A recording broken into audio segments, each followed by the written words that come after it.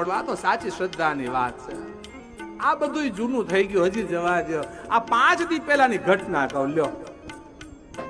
5 દિવસ પહેલાની ઘટના.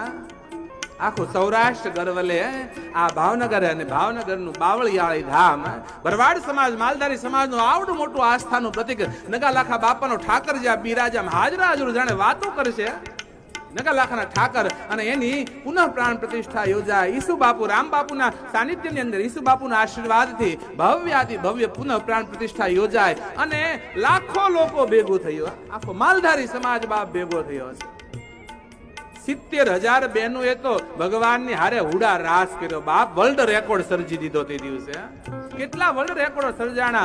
70,000 બહેનો જાણે એ 5,000 વર્ષ પહેલા ભગવાન ઉભો હોય અને ગોપીઓ રાસ કરતી હોય એમ મારી માતા બહેનોએ એ પોતાનો પરંપરાગત પોશાક પહેરીને હુડા રાસ કર્યો બાપ. અને એની અંદર પણ બધાને હતું કે જો ઠાકર આવે, કોઈને કોઈ સ્વરૂપે જો ઠાકર આવે અને દર્શન દે તો માની લેવી કે આ જગતમાં ઈશ્વરનું અસ્તિત્વ છે અને લોકોની શ્રદ્ધાને પૂરી કરવા માટે તેથી મારો કાળિયો ઠાકર વિટોળિયો બનીને બાપ આવ્યો હતો. આવડા મોટા મંડપની અંદર ભયંકર વિટોળિયાના સ્વરૂપે ઠાકર આવ્યો એટલું નહીં બાપ, આવડો મોટો ભયંકર વિટોળિયો પણ એક વસ્તુનું નુકસાન ને. લોકો દર્શન કરે, ભયંકરના મંડપો ઉડાડી દે, ડોમ ઉડાડી દે, એવડા ભયંકર સ્વરૂપની અંદર પણ એક વસ્તુ ક્યાંય કપડું ફાટ્યું નહીં, ક્યાંય ફોચરું કહેવાય હલ્યું નહીં. અને બાપ ઠાકર આવે જો સાચી શ્રદ્ધા હોવી જોઈએ એટલા માટે કહે.